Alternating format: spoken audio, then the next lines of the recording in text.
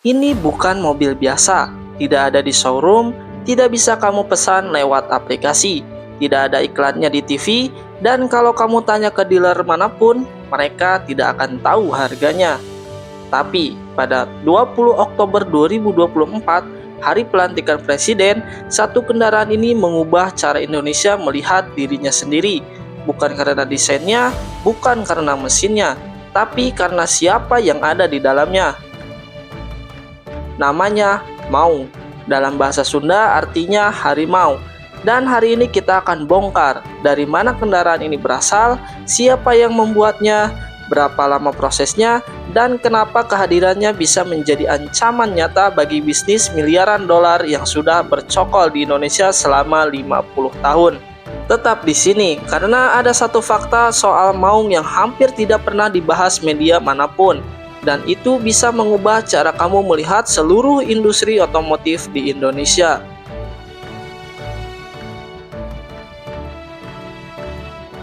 Sebelum kita bicara Maung, kita harus bicara tentang siapa yang membuatnya, dan ini bagian yang mungkin kamu tidak duga. PT Pindad bukan perusahaan otomotif. Pindad adalah pabrik senjata milik negara. Lahir tahun 1808 sebagai bengkel militer peninggalan kolonial Belanda. Lebih dari 2 abad, mereka produksi peluru, senapan SS-2 yang dipakai TNI, sampai kendaraan lapis baja Anoa. Pelanggan mereka satu, negara, dan itu sudah cukup selama ini. Yang menarik, Pindad tidak pernah punya tekanan untuk berinovasi. Kalau Toyota tidak jualan, pabriknya tutup, tapi Pindad, selama negara butuh senjata, mereka tetap jalan. Situasi ini nyaman, tapi juga berbahaya, karena kenyamanan itu yang membuat banyak BUMN stagnan selama puluhan tahun. Tahun 2018, di dalam markas Pindad di Bandung, sebuah proyek dimulai secara diam-diam. Kode namanya Bima M31. Dan tidak banyak orang tahu proyek ini lahir dari satu panggilan telepon dari seorang pejabat yang kelak akan menjadi presiden. Waktu itu Prabowo masih Menteri Pertahanan, dan ia punya satu keyakinan yang tidak populer di kalangan birokrat. Indonesia seharusnya tidak terus membeli kendaraan militer dari luar negeri. Kita punya insinyur, kita punya pabrik, kita hanya tidak punya keberanian untuk mulai. Maka tim insinyur Pindad mulai dari nol. Mereka mempelajari kendaraan taktis dari berbagai negara, Amerika, Eropa, Korea Selatan. Mereka benchmarking, mereka uji coba, dan yang paling penting, mereka tidak mengcopy.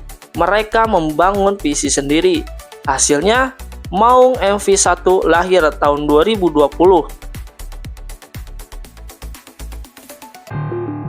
Waktu pertama kali diperkenalkan, Maung sempat diremehkan. Mirip Jeep KW, kata sebagian orang. Apa iya bisa bersaing dengan merek luar? Ada yang tanya soal kualitas. Ada yang mempertanyakan after sales, wajar, karena kita memang belum pernah punya referensi mobil nasional yang benar-benar serius. Tapi Pindad tidak berhenti dikritik.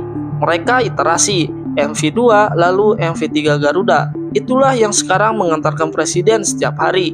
Mesin turbo diesel 2200 cc, 199 tenaga kuda, tahan tembakan, dan grill depan dengan terinspirasi motif batik Parang. Ini bukan lagi kendaraan taktis biasa, ini adalah pernyataan identitas bangsa. Tapi ada satu hal yang belum kita sentuh, siapa orang di balik semua transformasi ini? Karena Maung tidak lahir dari sistem, ia lahir dari satu orang dengan latar belakang yang tidak akan pernah kamu tebak. Direktur Utama PT Pindad, Sigit Puji Santosa, adalah alumni MIT, bukan institut teknologi yang abal-abal, salah satu kampus teknik terbaik di dunia. Sebelum pulang ke Indonesia, ia mengembangkan Chevrolet Servot C6 dan Cadillac XLR di General Motors Amerika. Dua mobil sport ikonik. Lalu ia dipanggil kembali oleh Prabowo, saat itu masih Menhan, untuk memimpin transformasi Pindad. Bayangkan situasinya, kamu baru kerja di salah satu perusahaan otomotif terbesar di dunia, bikin mobil sport Amerika yang diidolakan jutaan orang, lalu diminta balik kampung buat memimpin pabrik senjata tua yang belum pernah bikin mobil komersial seumur hidupnya. Di bawah kepemimpinannya, Pindad menargetkan produksi 20 hingga 50 unit Maung per hari. itu bukan angka kecil. Kalau tercapai, dalam setahun bisa lebih dari 10.000 unit maung di jalanan Indonesia. Untuk konteks, Toyota Fortuner butuh bertahun-tahun untuk membangun market share sebesar itu. Dan ini bagian yang paling menarik yang jarang dibahas media. Sigi tidak hanya misi bikin kendaraan militer, ia sedang mempersiapkan Pindad untuk masuk ke pasar sipil, bersaing langsung dengan Toyota Fortuner dan Mitsubishi Pajero di segmen harga yang sama persis. Artinya kalau kamu besok pergi ke dealer dan ada maung di sana, itu bukan kebetulan, itu rencana. Untuk paham betapa besarnya tantangan ini, kita perlu lihat angkanya. Pasar otomotif Indonesia adalah salah satu yang terbesar di Asia Tenggara. Tahun 2023, total penjualan mobil Indonesia menembus 1 juta unit. Toyota sendiri menguasai sekitar 35% dari pasar itu. Dan SUV premium seperti Fortuner bukan produk murah, terjual puluhan ribu unit per tahun. Lalu datang maung dengan estimasi harga 780 juta sampai 1,5 miliar, tepat di segmen Fortuner top varian dan Jeep Rubicon. Pertanyaannya, apakah orang Indonesia mau beli SUV dari pabrik senjata? Dan jawaban awalnya ternyata lebih positif dari yang dibayangkan, karena Pindad punya senjata yang tidak dimiliki Toyota dan Mitsubishi. Senjata itu namanya kebijakan negara. Presiden Prabowo mendeklarasikan bahwa semua menteri, kepala lembaga, gubernur, bupati wajib menggunakan maung sebagai kendaraan dinas. Ini bukan sekedar kebijakan, ini adalah strategi penetrasi pasar paling powerful yang pernah ada. Kamu tidak perlu iklan kalau kepala negara sendiri yang menjadi brand ambasadormu. Kalau kita hitung kasar, ada lebih dari 500 bupati dan wali kota, 38 gubernur, belasan menteri, plus lembaga-lembaga negara lainnya. Kalau rata-rata tiap instansi butuh 5 unit, itu sudah ribuan unit hanya dari pemerintah, tanpa perlu bersaing di pasar bebas. Ini bukan bisnis, ini lisensi untuk tumbuh. Tapi ada pertanyaan yang tidak bisa kita abaikan. Apakah kebijakan wajib pakai maung ini fair untuk pemain lama? Toyota, Mitsubishi, mereka juga memperkerjakan ratusan ribu pekerja Indonesia.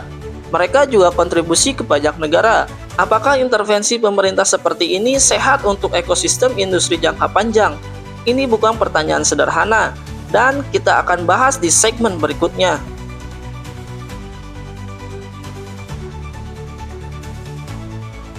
Indonesia sudah beberapa kali mencoba punya mobil nasional. Mobil Timor di era Soeharto dibuat dengan teknologi dari Korea Selatan, diproteksi dengan kebijakan pajak yang agresif. Hasilnya berakhir di meja WTO karena dianggap melanggar aturan perdagangan bebas. Lalu ada SMK yang lebih dikenal sebagai simbol politik daripada produk otomotif yang bisa kamu andalkan setiap hari. Maung berbeda, dan ini adalah insight yang paling penting dari video ini. Pindad tidak mencoba jadi perusahaan otomotif dari nol di pasar terbuka. Mereka masuk lewat pintu belakang yang paling aman, kendaraan militer dan dinas pemerintah. Di sana tidak ada persaingan bebas, tidak ada dealer asing yang bisa protes, tidak ada WTO yang bisa menggugat. Negara adalah pelanggan, dan pelanggan itu tidak bisa dirayu kompetitor. Dan strategi ini sebenarnya bukan baru. Jeep, salah satu SUV paling ikonik di dunia, lahir dari kendaraan militer Perang Dunia II. Land Rover, mulai dari kendaraan operasional ladang dan pertanian. Hummer H2 adalah kendaraan militer yang dikomersialisasi untuk pasar sipil dan jadi status simbol. Pindad sedang mengikuti jejak yang sama, dengan satu perbedaan penting, dukungan penuh dari kepala negara sebagai pelanggan pertama. Jadi, ketika kamu melihat maung, kamu tidak hanya sedang melihat kendaraan presiden, kamu sedang melihat strategi bisnis 20 tahun ke depan yang ditulis dengan bahasa baja dan mesin diesel. Sebuah BUMN yang memilih medan perang yang berbeda, bukan bersaing di pasar bebas dulu, tapi membangun dari dalam, dari pelanggan yang paling pasti, yaitu negara sendiri.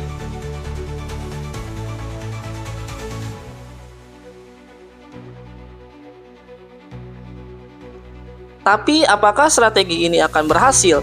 Atau nasib maung akan sama seperti Timor atau SMK? Jadi kebanggaan sesaat yang lenyap begitu kekuasaan berganti? Itu pertanyaan yang tidak ada yang bisa jawab sekarang. Yang bisa kita lakukan adalah terus perhatikan. Nah, sekarang giliran kamu. Karena ini bukan topik yang punya satu jawaban benar. Dan aku penasaran dengan pendapat orang-orang yang nonton video ini. Pertama, menurut kamu kebijakan wajib pakai maung untuk semua pejabat itu langkah bisnis yang cerdas atau justru bentuk pemaksaan yang tidak sehat untuk ekosistem industri? Kedua, kalau besok maung dijual bebas dan harganya sama dengan Fortuner, kamu pilih mana dan kenapa? Dan ketiga, apa yang menurut kamu harus dilakukan Pindad supaya maung tidak bernasib sama seperti Timor dan SMK? Tulis jawabanmu di kolom komentar.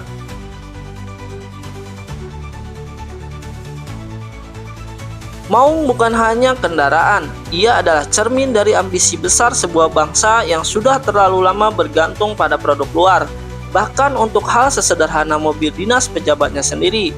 Di balik baja dan mesin itu, ada ribuan insinyur Indonesia yang setiap harinya membuktikan sesuatu, bahwa kita mampu. Bukan karena dipaksa, tapi karena ada yang akhirnya percaya bahwa kita bisa. Kalau video ini bikin kamu berpikir atau bahkan tidak setuju, itu tandanya bagus. Artinya kita sedang ngobrolin hal yang penting. Subscribe kalau kamu belum, ketuk loncengnya, dan sampai jumpa di video berikutnya.